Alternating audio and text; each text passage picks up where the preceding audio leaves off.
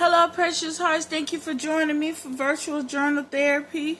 Today's topic is when closure never comes. When closure never comes.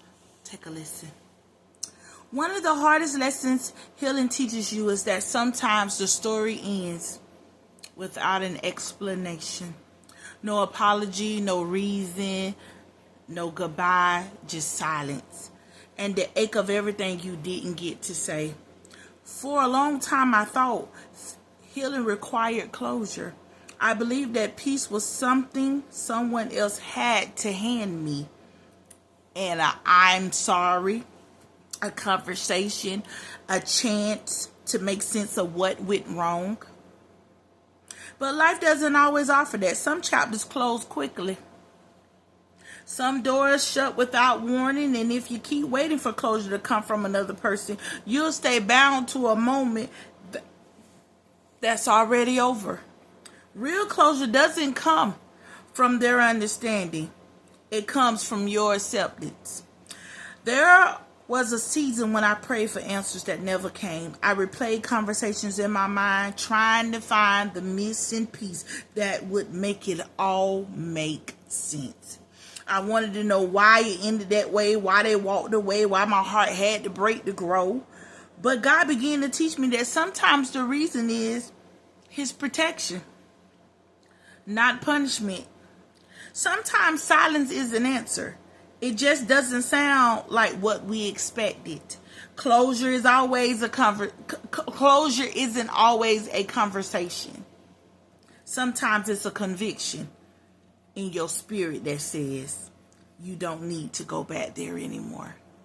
I realized I had been trying to use understanding as a substitute for peace. I thought if I could figure out the why, I could move on without pain. But peace doesn't come from knowing, it comes from trusting. It comes from believing that even without clarity, God is still good. It's in that surrender that you begin to heal from the inside out. Healing without closure feels like walking in the dark, but faith teaches you to walk anyway. I stopped waiting for their explanation and started listening to God's revelation. And when I did, I discovered that the absence of answers was making space for wisdom. Sometimes closure never comes because if it did, we would settle there. God withholds it at times to keep us moving forward. He knows that clarity without transformation keeps us stuck in the cycle of needing understanding more than embracing growth. So instead, He gives us something better, peace that surpasses all understanding. That's what true closure is. It's waking up one day and realizing that the sting has softened, that the tears have slowed, that the thought of them no longer robs your breath. It's knowing that what once hurt now holds meaning, and what once defined you has become your testimony. If you're listening to this, I want you to stop waiting for an apology that may never come. Stop giving your peace permission to depend on someone else's maturity. You don't need their acknowledgement to heal. You don't need their words to move forward. We're not waiting anymore. Let God be the author of your closure. He writes endings that lead to new beginnings. When closure never comes, peace still can.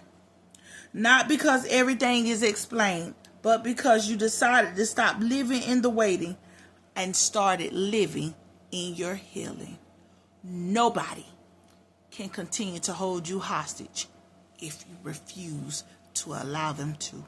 Choose to just accept what it was and allow yourself to move forward because you may never get an "I'm sorry" or a full disclosure of their intent. Let that spilled milk stay spilled, and give yourself permission to only embrace healing, being transparent, and putting one foot in front of the other. Have a great day, and I pray this helps you. This is coming from the Greatest Self-Taught Part 3. This is actually day 23. When closure never comes. Have a blessed day.